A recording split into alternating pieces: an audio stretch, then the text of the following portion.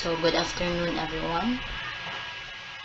So now we have to review about the discussion we had last Monday. So it's all about functions. So when you talk about functions, meaning it is a set, it means it's a relation of ordered pairs such that no two ordered pairs have the same x value but different y values. That means dili pwede nga magkapareho ang atong mga x value. Okay, so why x value nga the same.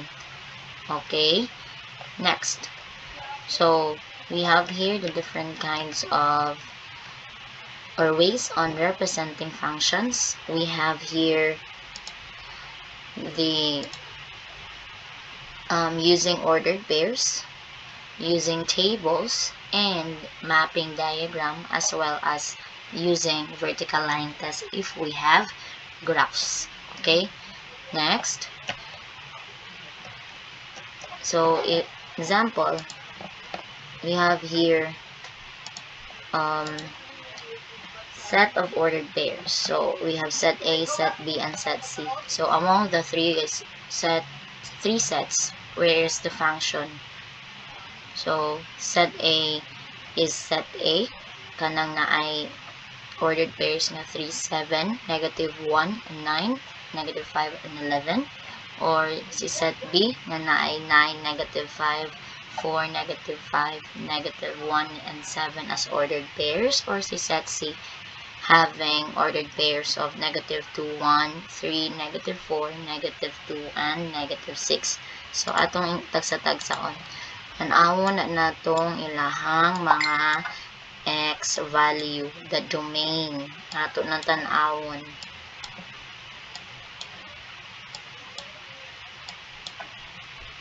See? So in set A, look at the domain, the x value. Naabay nag-repeat din na, or do they have the same x value? No, that's why it is a function. Next, how about B? 9, 4, negative 1? No, so that is also a function. While C is not a function because negative 2 and negative 2, we have the same x value. Nasabtan na. Next, how about using a table or a mapping diagram as well? So sa table, the same sa pag-evaluate nato ganina while using ordered pairs, tan-on ra pod na nato gihapon na si x value. Dil naa sa first, walay nag-repeat, tanawa negative 3, 0, 3, 8, negative 10. Diba? But here, this is not a function because negative 2 and negative 2 as our x value repeat twice. Next, using a mapping diagram, naawa na nag-repeat ng imong mga x value din naa. Nabay duha ka arrow pointing your x twice. Unlike here, that's 9. 9 is the x value for ordered pair 9, 3, and 9 and negative 3. That is why dili siya function. Okay, nasabta na. Sunod. So, here using a graph, so ang atong magamit is si vertical line test. So, that's why kakita kaan ng broken lines dangan ng vertical broken lines. So, ato na mag-draw ratag vertical lines in our graph. Make sure nga mo-meet lang siya sa atong graph ato once. Okay? Like here, duha na siya ning meet sa atong graph. It meets the graph twice already. So, mauna, dili na siya function. Kani siya, kaning first graph, it is a function. Okay, nasabda na. Understood. So, next, using a kani kay medyo nalibog ang equation. So, medyo naglibog taan ni last time. So, here, ang atong intend guys, remember that our function represented as f of x also equal to y. So, kanang function nato ayo kalibog nga at the same time sa atong equation nag-use ra ta og y because they are equal ra ha. So, kana wa pa man nato na represented as wa pa man mag-form nato nga y na lang man diri sa left side. So, atong target at the end is dapat y na lang na sa dira sabla na. So, ayos ni kung ay kani nga kung diri illustration ayos na kay na kung ano na lipat ra na pag-edit. So, dandan na to nga kani nahimo na lang na siya nga y. So, that means the rest atong i-transfer diri sa right. So, delete na directly nga mo transfer lang nga i-copy ra na nato sa pika. So, we have rules to follow. So, first thing to do is what? Oy, sorry, it's 6. So, write the original equation. Sorry ha, that is 6, not 4. Okay, so here we have to transfer it first by using the addition property rule. So, since it is -6, we need to add the inverse of 6, -6, which is a +6. Okay? So, mauna nang nahimo na siya 6 dinaa. Okay? When we add -6 and 6, mahimo naman na siyang 0. Si 0 dire, kay nag-add man ta sa pikas, we add 6 on the left side. We make sure to add 6 as well on the right side of the equation to keep it balanced para equal gihapon sila. Okay? So, na-remain na lang ang x squared plus y squared on the left side. Now, then, remember our target that we need to have an end product nga y na laman ng atong left side. So, ato na po ni si John ibalhin, transfer to the right side using, as again, addition property rule. Since it is positive x squared, ang atong i-add diri nga side is a negative x squared. Nga naman, para it will become 0. Then, since nag-add na dihang negative x squared, we make sure to add again on the right side a negative x squared. Maon na ni siya. Nakuha na. Sabdan. Okay, next. So, that is why subtract. The instruction is subtract it. Okay? So, here, nga nung nahimo naman laman ng y. Because, na y squared pa man na. To equate it to y, we should extract, we use that, extracting the square root. Okay? So, kung nagbutang tayo square root diha, square root po na diri, mo na nindiri sa ubos. Okay? So, because a square root and a squared or an exponent 2 is equal. Mo na makancel na natin siya. So, make sure kaya nag-use man ta sa extracting the square root na method. So, we must have, so mo nang y na laman na siya equal to positive negative. Magbutang dyan ka og positive negative square root of 6 minus x squared. Okay, nasabtan.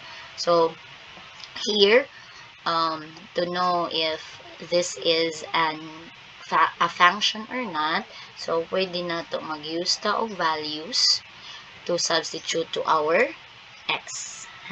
So, ato nang substitute ng x, let's try different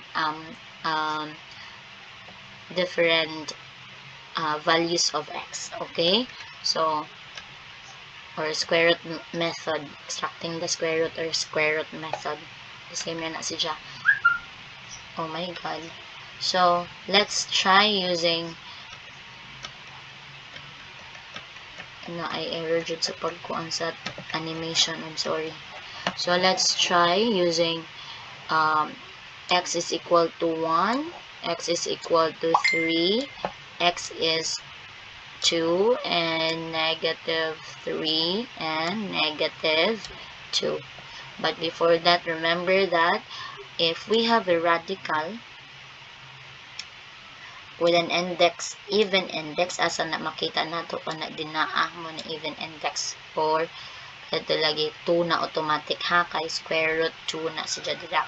So radicand, asa man ka ng sud ha sa atong radical sign or symbol, must be a non-negative. So ang ipa-show ninyo nga nung limit lang atong values of x diri a. So the radicand must be greater than or equal to 0. So let's start with 1. So karon akong gi-substitutean si x og 1. Mo na ni ang formula kanina ha. So if 1 si x, 1 squared is 1. Tama? 1 na diha. So 6 minus 1 is 5. So okay siya kay ning follow siya ani nga dapat the radicand is greater than or equal to 5. Okay? So our answer, if our x is 1, we have a result of positive square root of 5. Ang first ordered pair. But natay kaduha kay if our x is 1, we have also naka ng meaning ng positive diha. So we have a negative. So naatay positive square root of 5 if we have x equal to 1, and we have negative square root of 5 if we have x equal to 1 at the same time. So mao nang dili siya nato matawag og function kay naa siya duha ka values of the same values of x to different values of y. Okay? So, haron lang pong ipakita nga nung negative 2. Kung nakita mo sa module na, nga nung kutob siya negative 2 and neg 2. Kay, ug moabot na siya, for example, og dako na, greater than na ni 2 our values of x. So, ato substitute na high, x is equal to 3. So, 3 squared is equal to 9. So, 6 minus 9, negative 3. So, ning ko ana siya nga nga rule that dapat ang atong radicand must be greater than or equal to 0, non-negative.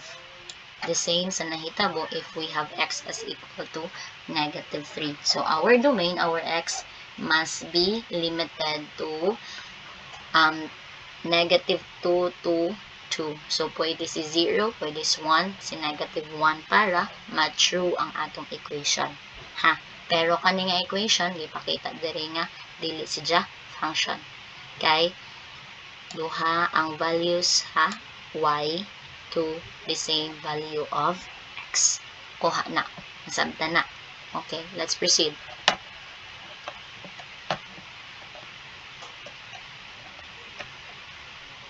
So, using graph, so, mo to vertical line test. So, kaduha na siya ning meet. That is why it is not a function. Okay? Nasabtan na itong last na itong lesson. Okay, let's proceed to the new one. So, natalahi nga for different types of linear function. The rest nga na matakol na nato sa second pa nato nga mga modules. So, napamanta sa module 1. So, we have linear function. So, when you say linear function, mao na siya ang function in the form of f of x equal to ax plus b. That we make sure nga ang atong a must not be equal to 0. Okay, if we have 0 as our a, ma-0 naman ni diri nga side. Ano, ma-0 na siya. So, then, dili na siya linear function. It will become, kay mahibili naman lang na si b diha, the constant term, ma-constant function na siya. Okay, so dapat din na siya equal to 0. So, the graph of any linear function is a straight line. Ha? So, linear function siya when our highest degree or the highest degree of our exponent kanang Diba? AX. Ha, kani. So, ang exponent niya is 1. The highest degree is 1. That is why it's linear. So, example, y is equal to 3x minus 2. So, to know if the graph really is a straight line, pwede ta, of course, we can use different values of x. So, pwede ta mag-assign diha. So, but I limit nga, ang akong pa-example ninyo is mga simple one lang, nga mga values like 0, negative 1, 1, and 2. Kay, pwede man gihapon si negative 10, si 100, 300, but magisod na magkuha naman ta nga i-graph na to, layo na kadyo atong graph, maabot na pug pila ka kuan. Okay? So, mas easy kung magkuan tawag mga values nga sayon lang. Easy lang to solve para easy lang pud i-graph. Okay? So, let's just substitute the value of our x to our equation. So, since, example, x is negative 1, so 3 times negative 1 is negative 3. Then, i-add minus 2, it will become negative 5. Okay? So, if we have 0 as value of our x, mahimo na ng 3 times 0 is 0, minus 2 is negative 2. Okay? Next, how about if our x is 1, so 3 times 1 is 3, minus 2, mo ng 1. Last, if we have 3 times 2 as our value of x, may mo na siyang 6 minus 2, it will result to 4. So, our domain, our x diha is all real numbers. So, our y side is also real numbers. Okay? So, the domain is real numbers and the range is real numbers as well. So, kana domain and range natin lahat ng mga lesson ina na para mas masabtan pa na ninyo.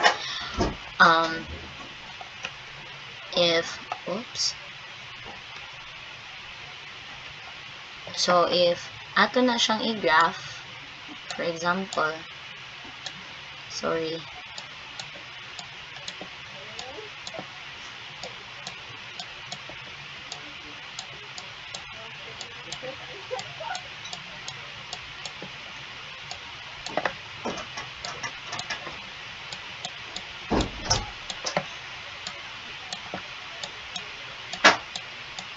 I'm sorry. So, let's say, assuming that the lines is, ano ha,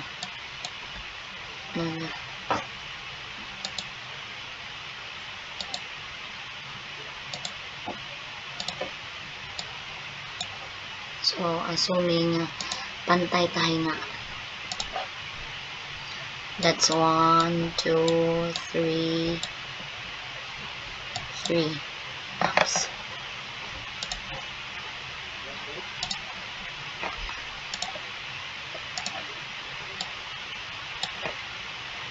Okay. That's 3, 4, 5. Then the same, negative 1, negative 2, pa down na gani, start na ang negative.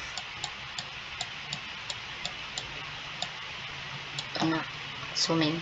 So, this is negative 1, left naman sa 2, negative 3, negative 4, negative 5. Then 1, up, so positive 3, 4, and 5. So, ato na when our x is negative 1, so negative 1, then negative 1 and negative 5. So, naa-diri ang atong point. Next, 0 and 2. 0, negative 2. So, here.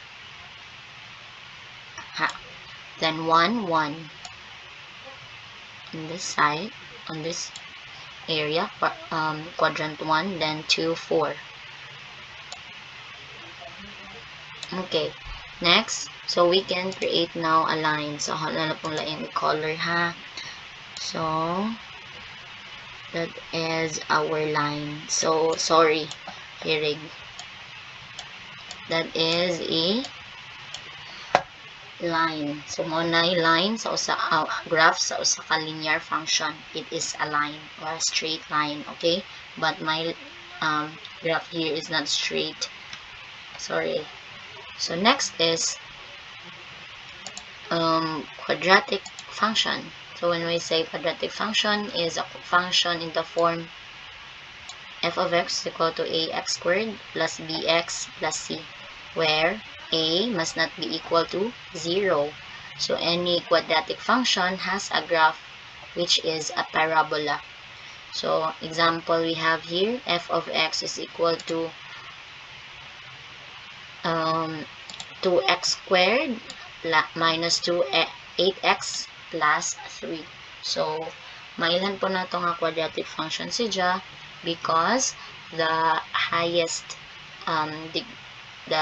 degree of our exponent is 2. Okay, so we can still use different x values. So I've used 0, 1, 2, 3, and 4. If I have 0, wano pa show dire. So for example, if na ako'y 1 dire as my value of x, f of 1, so 1 squared is 1. So mo na din na 1 po na di ha. So 1 squared is 1. So here 2 times 1 is 2. Tama. 2. So then minus 8 times 1. So minus 8 plus 3. Make sure to follow the Jamdas rule. Exponent, multiplication, kung naa, before addition and subtraction. Kung mag-uban na po si subtraction o si addition, make sure that who comes first from the left, mao'y unahon na to. So 2, like nga na, 2 minus 8. So that is negative 6. Then plus 3, mao nang negative 3 ang result. So if we have 2 as our x, 2 squared is 4. Next, 2 times 4 is 8. Tama. So kanina sad kay dili man sila makon pwede ran madungan. Wa man siya ning conflict. So negative 8 or 8 times 2 is 16. So minus 16. And then plus 3. So negative and subtraction and addition. So 8 minus 16 is negative 8. Then plus 3 is negative 5. So mora gyapon ang gibuhat sa 0, sa 3, and sa 4. Okay? So ora na silang gi-substitute tanan sa atong variable x kana diha. Okay? So the graph of a quadratic function is a parabola. So this is how we graph a quadratic function. So mao nay parabola. Like 0 and 3 mao na 0, 3. Then 1, negative 3. Then 2, negative 5. Then 3, negative 3. 4, 3. So we have another way on finding as well the graph of a quadratic function. Pwede itong we use the vertex of a quadratic function. So sa other lesson na to, or maybe it will discuss in your next years, mga math major. Okay, so that is quadratic function. So simply ra gyud is mas pinasayon is to use different values of x. Try to use different values of x, but make sure nga mas gagmay nga value para dali rasad sa mag-graph. Kay like for example kung negative 10, negative 20, 30, taas na kaayo na imong graph din na sometimes din na maigo sa imong papel. Okay,